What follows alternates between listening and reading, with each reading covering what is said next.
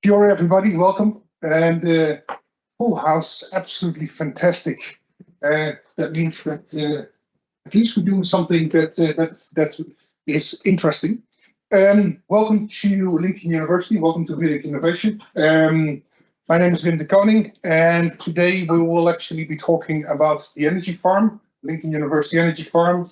And before I'm going to introduce Shannon, I'm going to do a little bit of housekeeping for the regular guests, and I do see a lot of familiar faces. This will sound like a broken record but it's consistency, I'm being told.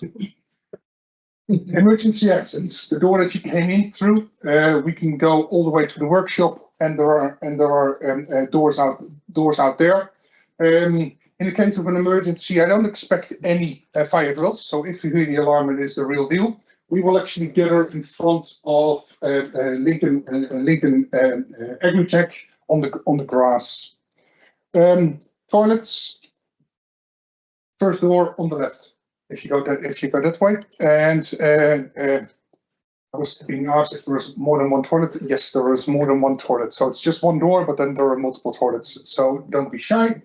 You figured out that we are serving some beverages. Also some alcoholic beverages. I want to remind you that your whānau wants you home safe, so please do drink responsibly. And I will remind you of that fact. What do we do? Lincoln Innovation. We're a business unit of Lincoln University, and basically what we do is we try to connect people. Because I would assume that if you look around, there are people that you've never seen before. Well, that's what we try to do. Bring people in the room that don't know each other. So then hopefully you guys start to talk to each other, and hopefully you will discover each other's passion. And if that passion is then the same as yours, that is the first step to collaboration. And we are actually convinced that if two people actually start to talk to each other, and they're actually joined by that passion, real innovation will take place. So that is what we do here at Lincoln Innovation. So now I'm going to introduce Shannon. Dr. Shannon Page is a colleague, a friend, somebody with a lot of stamina and perseverance, because we actually started this with just a bold idea, dream, and it is now slowly but surely coming to fruition. So yeah, it's my great pleasure and honor to introduce Dr. Shannon Page. Cool, thanks very much. You're going on my time. Yeah, not like this. Yeah, great to see so many people, and thanks very much for coming. So just a bit about me. So I sit in the environmental management department here at Lincoln, and academic within that department. And my background's much more on sort of the physical sciences side. So in terms of the energy farm, my expertise is much more on the energy side of things. Luckily, I've got a lot of colleagues in the audience who are on the agricultural side of things. So when we get to Q&A, I might have to divert to some of those as we get into it. So as Wim said, so I've been involved in this project yeah, pretty much from the beginning. Play a bit of a coordination role amongst teams of people, and involved in the resource consenting of the energy farm as well. So I'm going to talk about obviously the energy farm, kind of why we're doing it, what it's all about, but also just a bit of the bigger picture. What we aim to do here at Lincoln is have global reach, global impact. And I just want to touch on, how this actually plays the role in the global transition at the moment, from fossil fuels to renewables towards a sustainable future. So let's crack into it. So first of all, whereabouts is it? So this is us here on campus. Pretty much all the land you see to the left of Springs Road is Lincoln University. Up at the top is the Lincoln University Research Dairy Farm. And the site that we're going to use is just right across the road. So it's about 4.5 hectare site. Pretty much up until really recently, this was part of the Lincoln University Research Dairy Farm. So in this image, there are some cows present. We have taken the cows off at the moment. We're just kind of mowing it, just keeping the grass down. This is pretty much what it looks like at the moment, and hopefully starting construction at the end of the year and finishing construction by mid next year. We're going to transform the site into this. So Lincoln University Energy Farm. So key aspects of what this is. First up, renewable energy. A 1.5 megawatt array solar panels delivering renewable electricity into the campus. The other big important thing is agrivoltaics. So high value horticulture between and beneath those rows of solar panels. The third main aspect is increasing that biodiversity and improving the water quality from that site through extensive native planting around the boundaries and also within that site itself. We've got a large vegetation attenuation basin to capture nutrients and sediment from that site. So three main things that we're going to have on this site. And all of that is really wrapped up into developing this as a research and education platform, primarily for students, but also for staff, but also for industry. We really want to develop this and learn this alongside with industry and also alongside with the community as well. So making this open for a wide learning experiences for the community. Overall, the vision of this, I have to read it out. So a world-class multi-use site demonstrating potential of integrated renewable energy, agricultural land use to advance a sustainable future for people and planet. So again, just points to that much broader global view about what we're doing at Lincoln and the skills and knowledge we're going to develop from this site. So I'm going to go through kind of those four topics and I'll end with a bit of a global picture as well. And I'll start with the renewable energy side of things. And really this points to kind of why we're doing this, a key reason that we're doing this in the first place. So Lincoln University, we have a sustainability plan, and part of that is for the campus to be carbon neutral by 2030 and carbon zero by 2050. So eliminating all of our carbon emissions from the campus. That includes travel as well. At the moment, we have an iconic landmark of Lincoln. So I bike to work every morning and see the black smoke billowing from this. Next year, so this winter, it was its last winter. Next year, it's going to be shut down for good. Yeah. So this has provided hot water and heating throughout the campus, and it runs year round because we need hot water year round. Runs more in the winter time, of course, but yeah.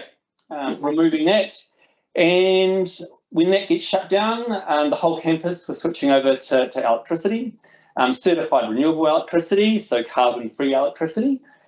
A big chunk of the electricity we're going to generate ourselves. So we've already made significant inroads into that, putting solar panels, fairly significant arrays on all of our refurbished and new buildings. So this is on the Lincoln University gym, to ECA, so the conference and dining room, Science South, and also the RFH building, south side of campus, and also on the front of our new Waimario building, and also on the roof of our Waimario building as well.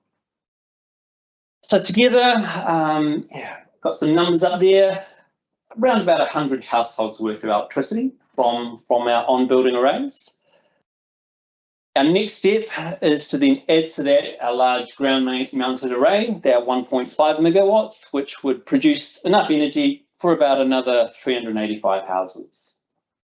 So together, we're about the 400 house mark of electricity generating ourselves. Other changes on campus that go along with that. So I should add, sorry, that electricity, still only 20% of our campus demands. And this is one of the downsides with solar in New Zealand. It doesn't quite produce the energy when you want it, which is in winter time and at peak demand times. So the capacity at the moment has been designed to satisfy So we use it all internally, so matching that sort of summer demand. So relying still on the grid, especially in those winter periods. Other changes on campus to enable us to use that. So transforming all the hot water to heat pump systems throughout the campus. So the electricity goes to the heat pumps, but also starting to electrify our transport. So rolling out EV chargers, so trying to facilitate as much as we can low carbon transport to the campus as well. And just as of yesterday, the official announcement, decarbonising our farm machinery. So the very first electric tractor we got on campus, so official unveiling yesterday. So one of the objectives of the solar farm is zero fossil fuels to be used on that site when it's in operation. Hence, we sourced an electric tractor just for that purpose, tailored for horticulture operation. So it's been driving it, by the way. It's a very joyful day after a long road. So, the renewable energy side of things. Now let's turn to the agriculture, right? And why did we go for high-valued horticultural crops on the site? And just a bigger picture answer to this one. So solar farms are going in rather rapidly around the country. There's a whole lot planned. So this is just from my best take on all of the available information on where they're all located. Broadly, there's about 8,500 megawatts planned, so you're almost getting to double the capacity of the whole grid on that. And given that you need about 1.5 hectares per megawatt, then you're around 13,000 hectares of solar in a pretty short time frame. What agriculture do you do under those solar? Pretty much it's steppe, right? Grazing animals. The primary reason is you need to maintain the vegetation under the solar. You can't let it get out of control and grow over and above that solar. And basically sheep is the most economic way of achieving that, as well as providing productivity from that land, maintain productivity. There has been a few trials with dairy and cattle, but larger animals don't really interact well with solar. You have to build them up really high and you have to kind of reinforce them, which adds cost onto that solar.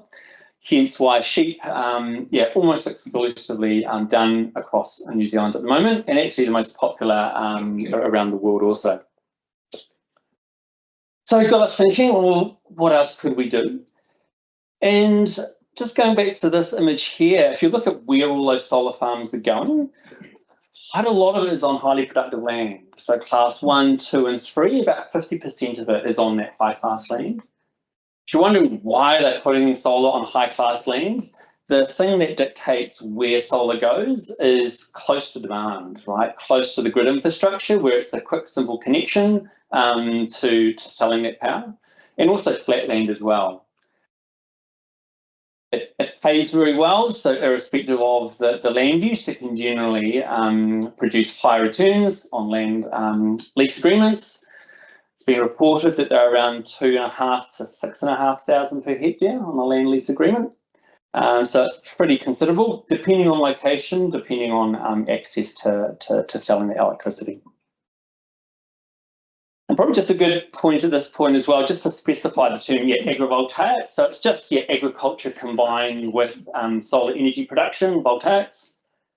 And the point is that dual land use, it's higher value if you have the agriculture and voltaics on the same bit of land versus just the solar or just the agriculture on its own.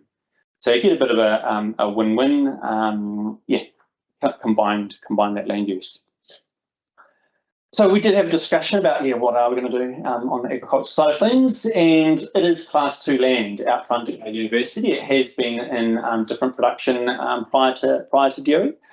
So the decision was made to go with horticultural crops, high valued horticultural productivity. That one. So let's just take a look at exactly how we plan. I think we're going to do this just by taking a look at the solar panels and the arrangement of that. because that sets some constraints on how we can actually grow around and in amongst those solar panels. So these rows of solar, they're 120 metres long. And if I just look at an end on, they are orientated north-south, right? So during the day, they track the sun from east to west, so single-axis tracking. So it enables us to get best sort of bang for buck in terms of how much energy we can generate for how much solar we've got there. Dimensions of things. So before I get to dimensions, obviously they produce energy from sunlight hitting the surface, but they're also referred to as bifacial. So they actually generate some electricity from the underside of the panel as well, from reflected and refracted light. So one of the trials we're thinking about is, different light-coloured ground covers. Do we actually generate some more electricity under certain conditions there?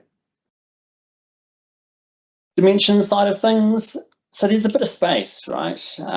Between the rows, we're looking at about 14 metres between, so it gives us a bit of room. Other dimensions, so those panels are about 5 metres wide, and the heights, there's a couple of different heights. We've got half of it a bit higher, giving us some more space to grow, and the other half, which is closer to Springs Road, sort of the stock standard height there.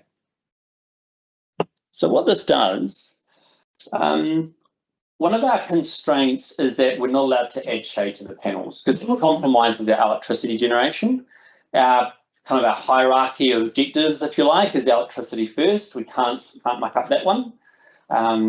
We've got to deal with Solar Bay, so they're the ones that build and operate the solar farm, and we pay them for the electricity that comes off it.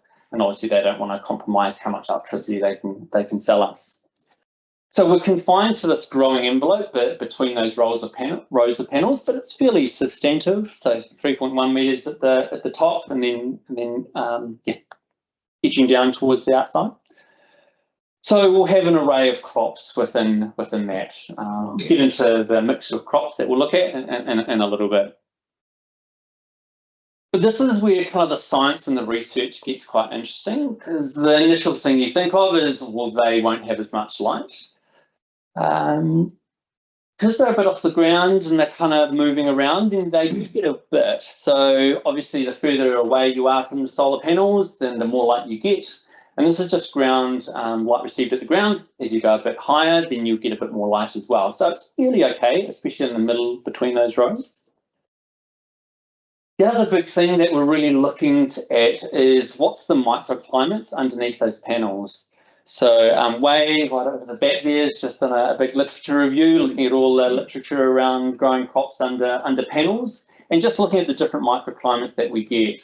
So basically you get reduced light, but lower evaporation, transevaporation, a lower heat stress for some plants, depending on the time of day, lower humidity, high humidity, lower soil temps, potentially some frost protection. So there's a whole range of different microclimate factors that we'll be investigating and looking at how they influence plant growth and agricultural productivity.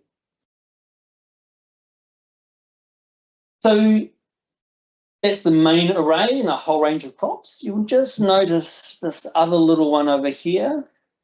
So we've actually got a secondary array in here. And this is actually going to be used, so these are north facing, so that's the other kind of stock standard thing you'll see being rolled around the country, just north facing fixed tilt panels. On these ones, we can actually change the tilt of those, giving us an experimental base. And we're actually going to investigate some of the newer transparent type panel technology coming through at the moment. So they generate some energy, but allow quite a lot of light through. So partial experiment, looking at basically pasture crops with those different experimental designs. And what we're going to grow, evolving at this point in time, but we've got a range in the high area, a range of berries, blueberries, mixed in with some other berries, ranois potentially.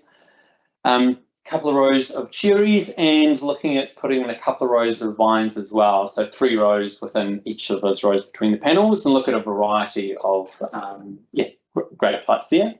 Sits on a high panel size. And then annuals on the lower panel side, some market garden crops from brassicas to potentially ornamentals, flowers. A lot of that be determined by our students through the research projects and in collaboration with industry as well. So still evolving that as we progress through.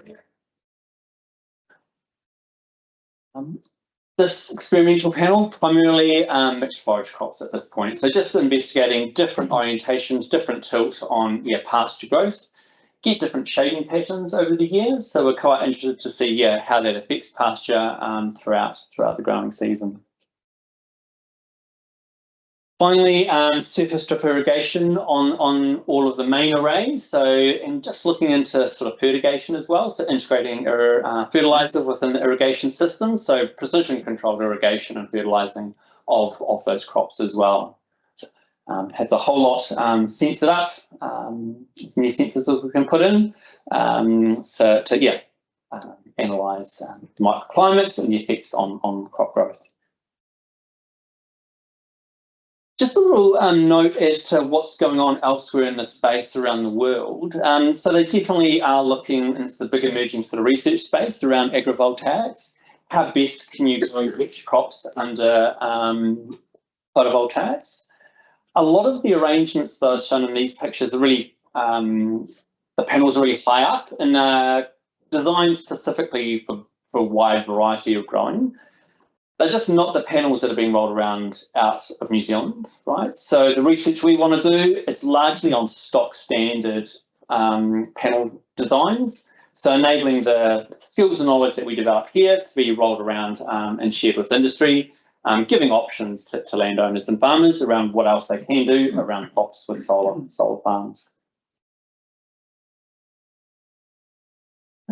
The other thing, so done renewable energy and how that fits in with the campus. We've explored the agrivoltaic side of things and the crops. The other really big component of this research is that increased sort of biodiversity and improvement of water quality of this site. So full picture now. So there's a few things going on here.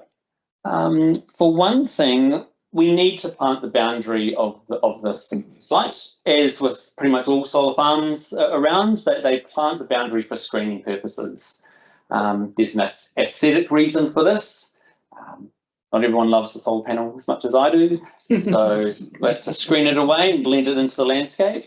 But also, if you get glint and glare from solar panels, then that prevents that from impacting road users and others as well. So extensive planting around that boundary. Also provides wind protection for those crops, so have to design it up. Kind of interesting, we had some competing demands on what's good for wind protection versus fire risk as well on that boundary planting. But also the other key benefit is complementary ecosystem services and biodiversity that complements and adds to the crops we're growing within that site. Another big thing is this thing down here, so it's vegetated attenuation basin. Part of that was actually determined by the site itself. This is actually quite a low-lying site, quite a lot of water flows onto it, and there wasn't very good drainage, particularly in this spot. After a good downpour, it naturally becomes a bit of a lake anyway. So we're kind of working with nature, digging that out somewhat, and using that and testing that as part of, again, research and teaching on how much sediment or nutrients we can trap on that site, what plants and natives we can use to help filtrate that before it goes into the drains either side of that site.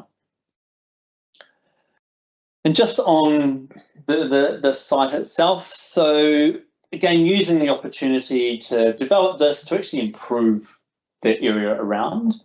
So on the right-hand side, so this is the Springs Road, it's called a drain, right? And this is the entranceway into the site.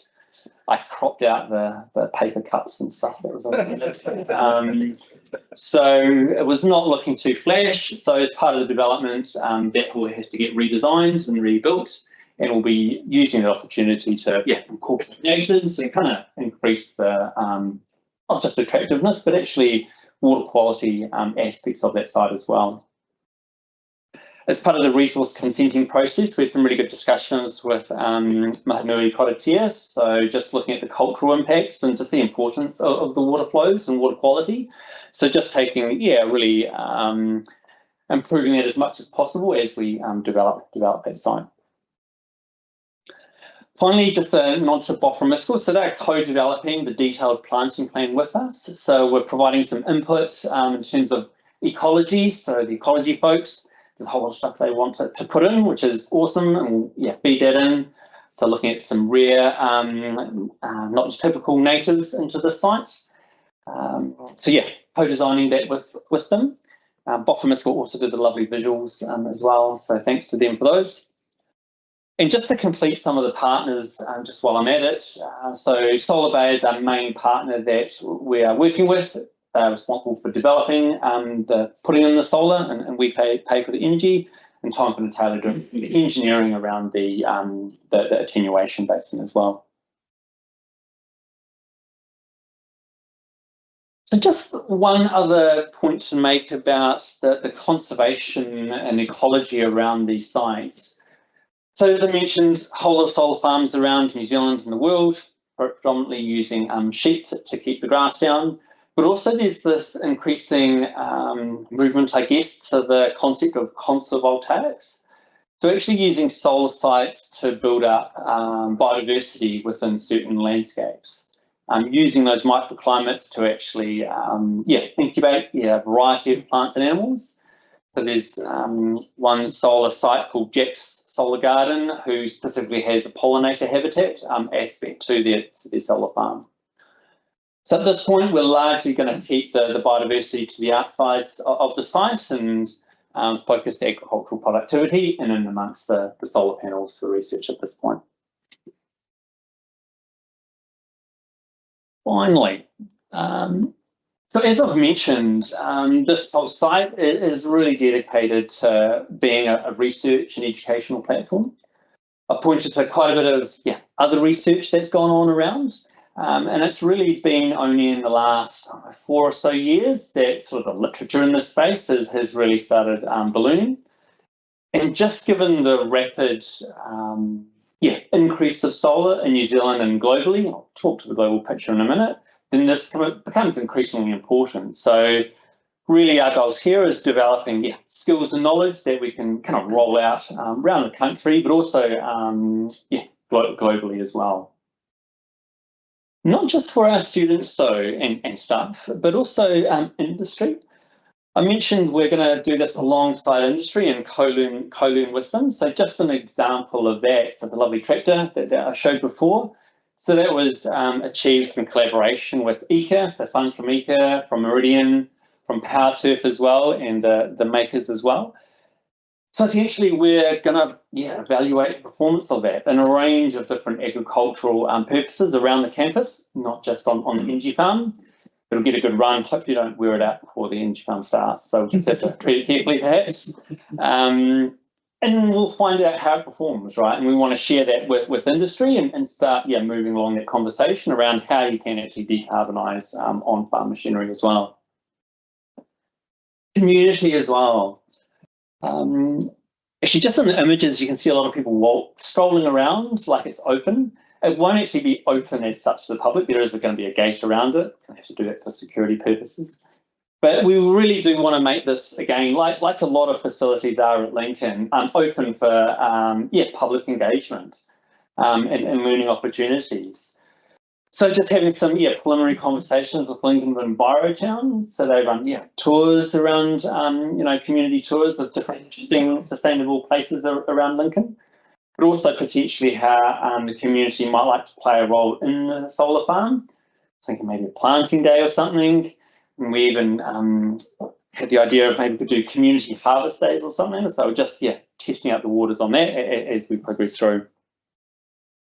Also just opportunities we run the children's university, so we bring primary school kids on campus and engage them in learning activities. So again, a sustainability type environment for them to sort of learn around what we're doing at Lincoln and really how we can push the boundaries in agriculture around pushing it towards increased further sustainability. So final little comment, but before I wrap up, and we'll have plenty of time for questions. Just a little bit on the global context. And this image shows just another perspective of the solar farm, just looking back the other way. Thought we might have been getting tired of that old image, so different view. Thanks again for Boffa for this one. So solar farms, a lot going in New Zealand. That pales in comparison to what's going on globally with solar. It really does. They're going in on farmland, mostly on farmland. They're going in on buildings as well, as I've shown. They're also going in deserts, on floater water, on water bodies as well. There is this rapid exponential growth in solar occurring at the moment.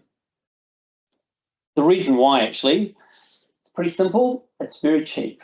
It's now the cheapest form of electricity generation, pretty much in most cases, on a levelized cost basis. You can build it quick and get it going within a year or so. So cheap and quick to construct. Globally, it's still only a small part player in terms of global electricity production, but it's growing, extremely rapidly. So 24% growth rate compared to the last couple of years. Wind is probably the second cheapest. That's about 8% of total, and that's growing at around 7%. And really, this is the big part, probably the big hope, really, in terms of keeping within the whole 1.5. A rapid decarbonisation driven by renewable energy to decarbonise the whole economy.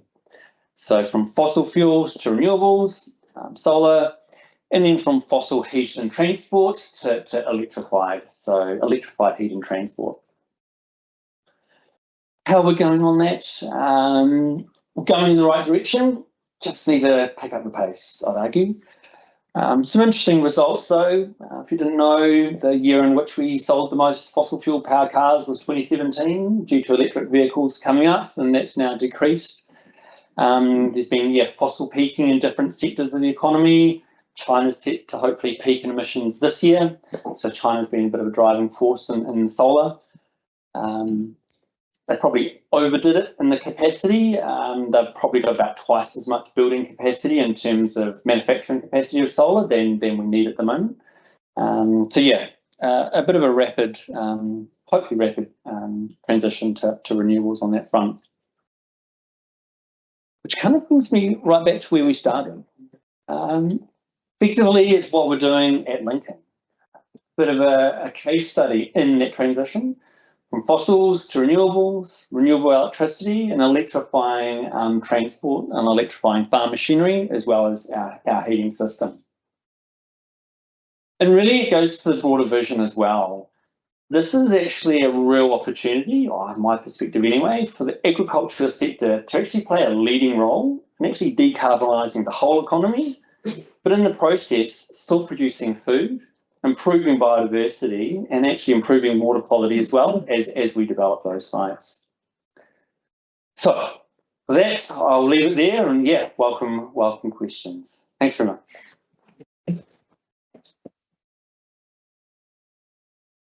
Thank you, Shannon. Questions? Saw the first hand over there. Hi, Ralston.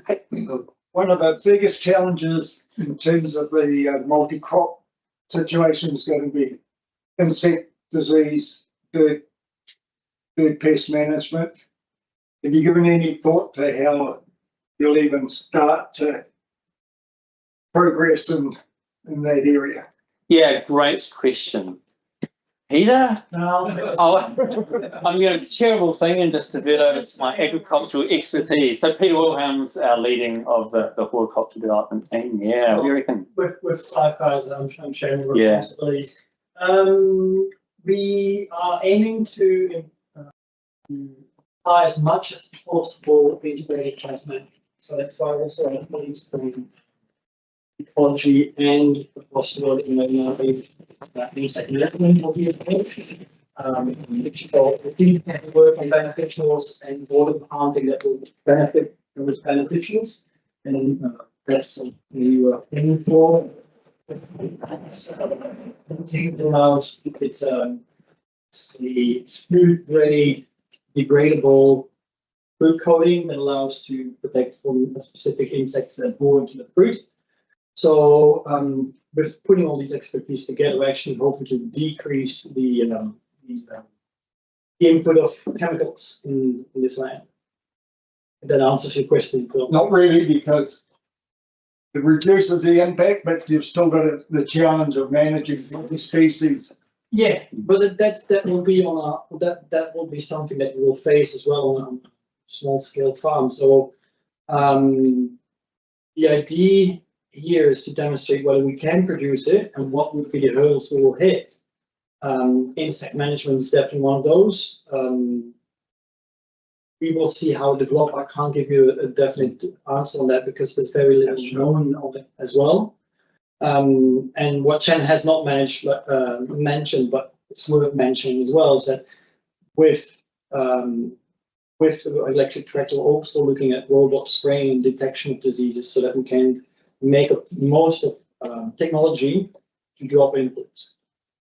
But yeah, definitely, it's going to be one of the issues. Weed management is going to be another one, of course, because you're putting monocrops and dicrops next to each other. One thing they're going to do is cross the fence. As a point of comparison to you, anybody here have any idea on a good day what Benmore or Coleridge can belt out in capacity? Yeah, so what's Benmore? It's in the multi-hundred megawatts sort of range.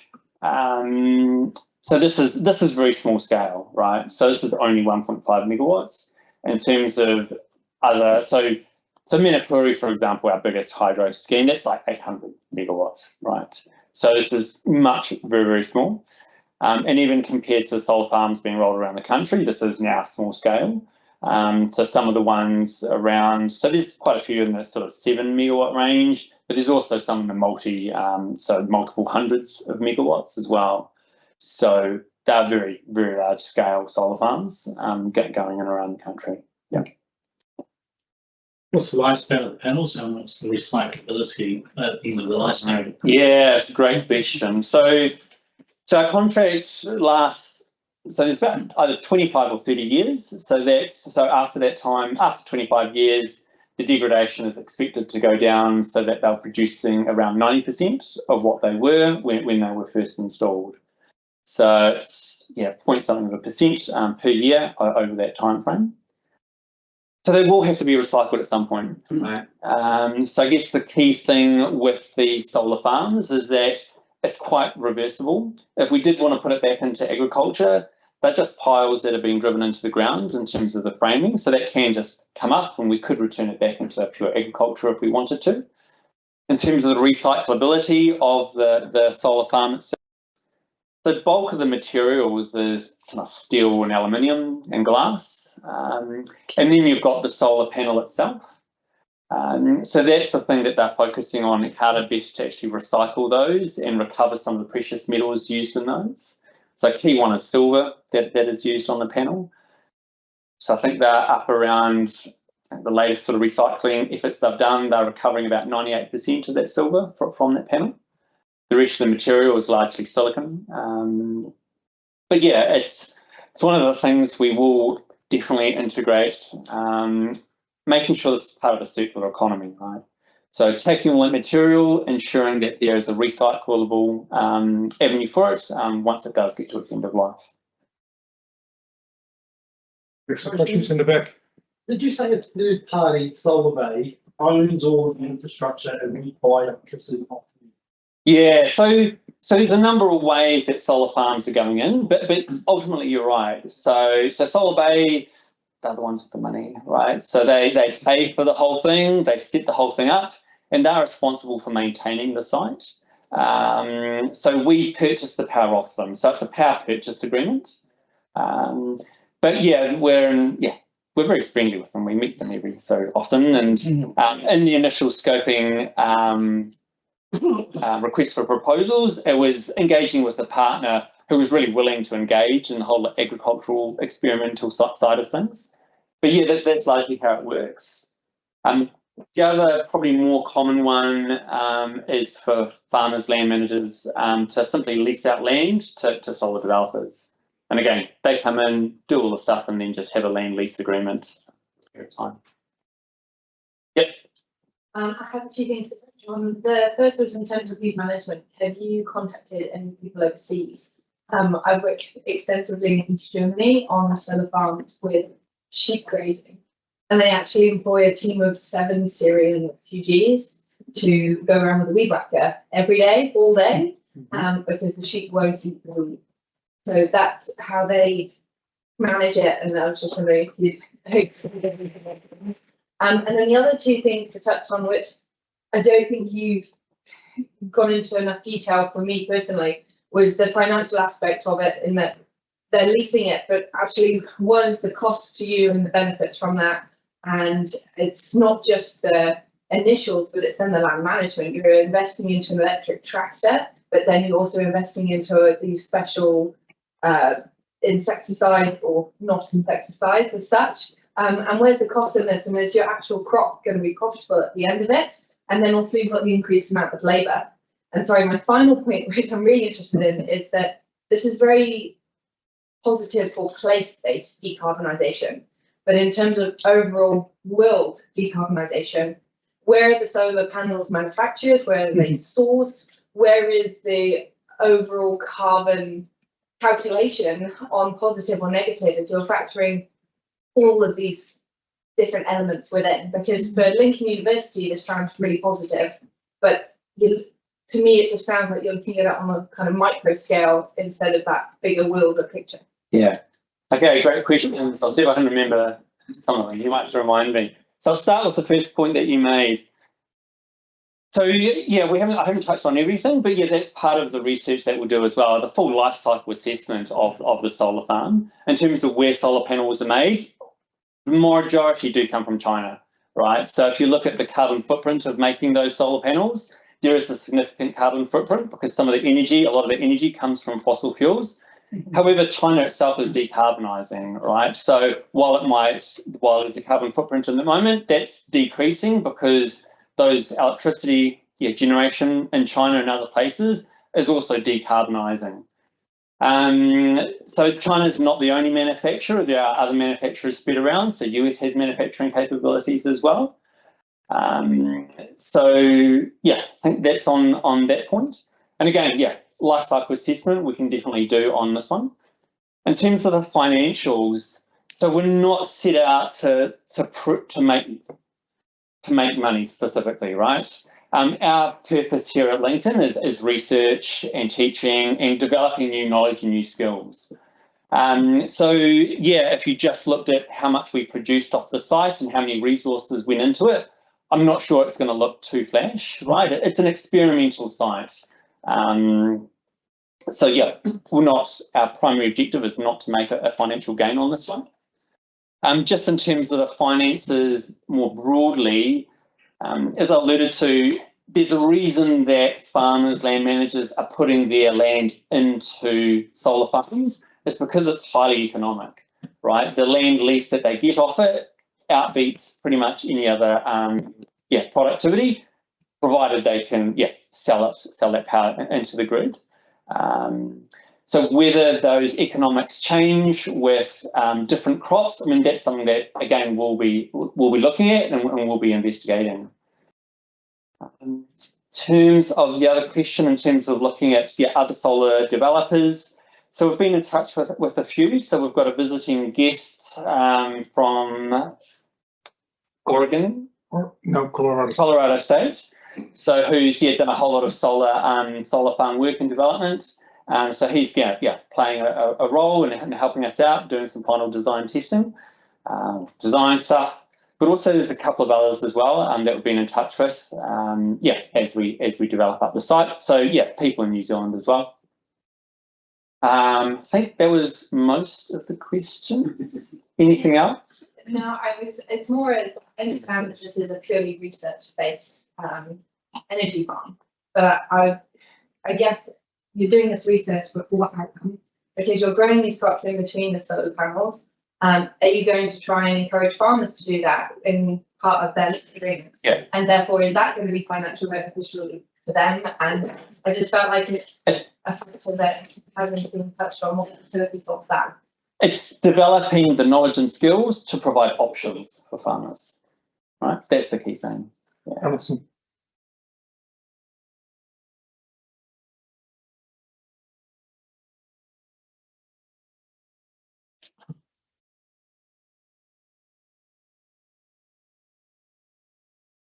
Margins that you make on those crops, if you're looking at the investment, obviously that electric tractor is a big investment. It's too big for the site, so we will be using it elsewhere. So what proportion? So we're looking at those things as well in terms of. I think that's what I was more. Yeah, we will be looking at that. John.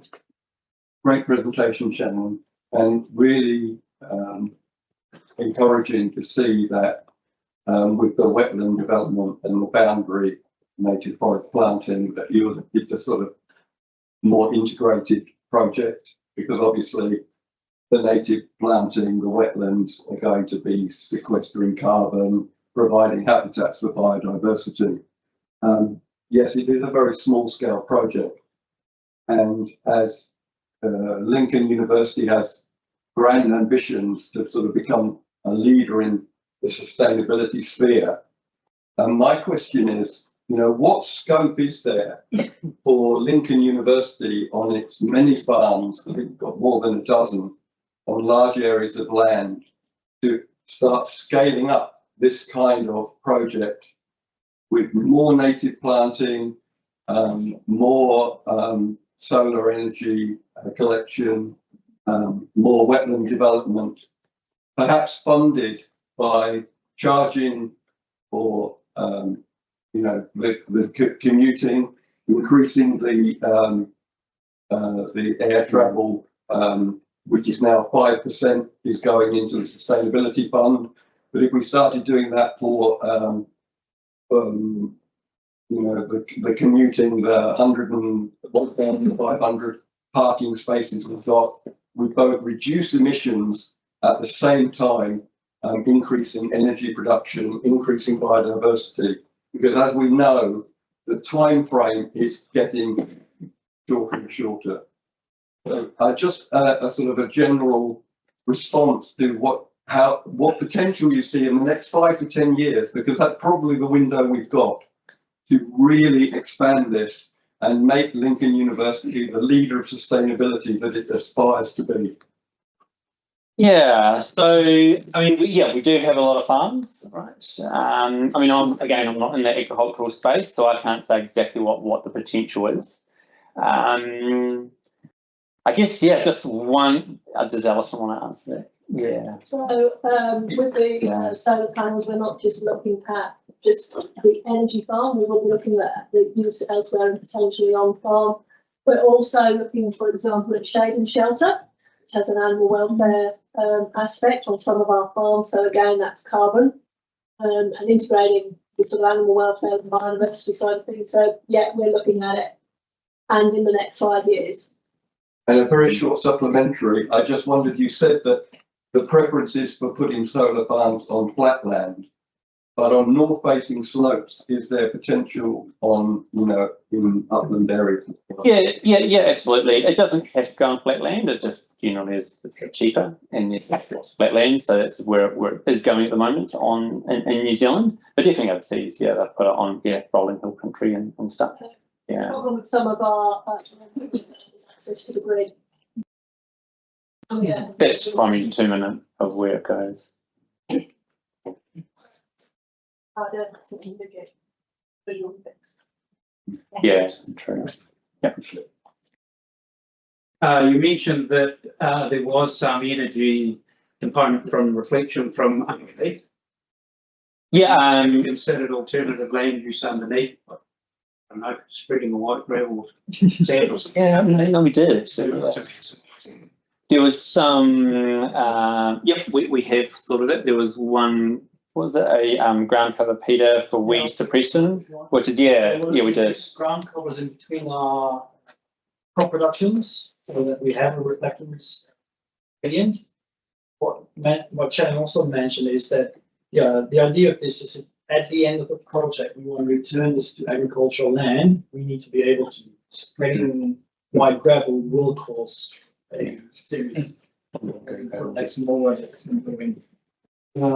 So yeah, we're working on at this point 3 different soil covers, which have the benefit of taking care of weeds and allowing reflectance for some of them as well. So we try to approach this through different angles, and we probably are missing a few, so that all the inputs we to take. But yeah, we also need to keep in mind that we have to be able to return this to agricultural land if we want to. More questions? Can I ask a follow-up question to the one I was asking before? Are we not just going from buying electricity off one third party to buying it off another third party? And is the idea for us to eventually own our own infrastructure and we can sell electricity? Yeah. So I should have added is at the end of the contract, it effectively becomes ours. So we inherit this, we can refit it, refurbish it, and then the whole thing does become ours. So it does become ours at the end of the contract. So yeah, so it is, yeah, it's after 25 years. There's actually the option of buying out earlier if we wanted to, but the price is quite high. When you get to 25 years, it's like $1. So yeah. And we had the opportunity to work with somebody that is using impact capital. So a group of wealthy people that want to decarbonize the world. So the cost of capital was actually quite low. So the university actually got a really nice benefit. Plus the fact, like Sharon already said, these guys are really open, so they want to share all the data with us. So if Peter Willem does some tests with ground cover, we will get the electricity production from that, so we can actually again make then the economic models that Alison needs. So and then it becomes public domain again. What's the difference in efficiency between those semi-transparent set in place panels to the others that move? Because they're really hot sun to go. Yeah, I'm not sure off the top of my head what the efficiency of the semi-transparent stuff is. It's more of a new emerging sort of research space on that one. But yeah, on the tilting ones on ours, it's around 18% pipe. Yeah. Question in back. I love the integration you brought around small biodiversity to be found. Have you looked much into the potential conflict with the birds and others? Yeah, sure. So the wetland won't be permanently wet, so it'll only be sort of after a fairly heavy rainfall and for a few days. But yeah, there has been a lot of talk recently and also in the media around bird collisions potentially with solar, and especially if there's a water body present, so there's confusion on that. I guess, yeah, our priority is more sort of agriculture, and then if there is conflict with that and the biodiversity, then sort of the agricultural take priority. It'll be a bit of an experiment to see what happens with, say, bird life, to be honest. I guess one of the aspects is the ecology will be monitoring all of that. So at least we'll be able to report on that as we go through. I mean, just note, this is a bit of a bird killer as well. And this big glass house is a bit of a bird killer as well. So there's kind of, yeah, a lot of things that go on that potential conflict with this site. Yeah. Sure, absolutely. Yeah, absolutely, for sure. I have room for 2 more questions, and then we're gonna break for a little bit of a networking. The gentleman in the back. Yes, starting from a regulatory environment perspective, obviously the electricity markets are unregulated by the open market. What your experiences were in that space and where there's potentially more that could be done. Yeah, so just because of the size of the size of it, and just because we were purchasing the electricity directly from, so it's coming directly into the university. So we didn't have any particular issues with sort of transfer and getting that. We sort of avoided it because we're sort of under a bit of a threshold there. So yeah, haven't had direct experience with that. It was all fairly plain sailing in terms of electricity regulation side of things. But yeah, you're right. The bigger you go, then of course into that space and into transfers. Sorry, just to clarify the point you made earlier. So it's not going to be a permanent wetland, it's going to be a swale really. Yeah, so it's a swale really. Yeah. George. Okay. Your priority for the project was energy with cropping second, probably biodiversity third based on my budget. That's all right. You can't get it all in one fell swoop. I wondered, did you consider the spacing between the solar panels? You had that 14.2 meter gap for the tilt. Did you think if there was a way you could have an optimal productive capacity by having more space of cropping, does that yield? Yeah, we did think about that initially, because then you're in the realm of, if we make it closer in, then you get a more free space for pure agriculture. But what is the optimal spacing? Eventually, it was just in discussions with Solar Bay. It's like, okay, 1.5 megawatts was kind of the set design parameter, and it was just basically the optimum spacing that they could get into that site. It is pretty much stock standard spacing for a tilt system, that ground cover ratio. I just wondered if you had if it was about the productive capacity and potential. Sacrificing a little bit of the generation potential gives you more yield in terms of. Yeah, good question. I mean, the closer you are, you're sacrificing production of electricity because they added more shading, so more spaced out is better. But then you're encroaching on more land. So yeah, it's a interesting exercise for someone to try and map out.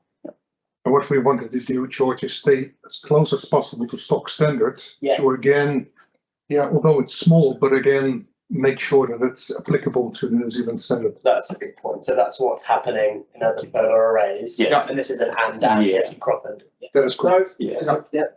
Last question here from Dennis. So very quickly, what's the cost of effort to keep those panels clean? So from chatting to other solar developers, friends at Platinum, they're like, we don't even clean them. The rain does an adequate job. I think maybe once a year or every 18 months they'll go and have a look. But it's just water to clean them. But rain seems to do a pretty good job. The electricity doesn't compromise too much by just a bit of dirt. What we see here, as you probably noticed, we demolished burns. So a lot of the solar panels that are on Waimarie are now covered in dust. We consider that extreme. The solar array that we visited was actually at Rope Metals in Wollaston, which is a quarry, and they don't clean the panels because the rain basically does it. So we're quite convinced that there isn't much cleaning needed.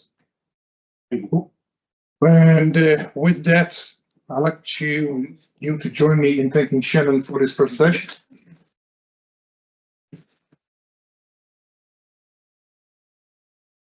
Feel free to stick around and pop us with some more questions or comments or thumbs up, and I will remind you in approximately 20 minutes or so that my team wants to go home. Thank you very much for coming.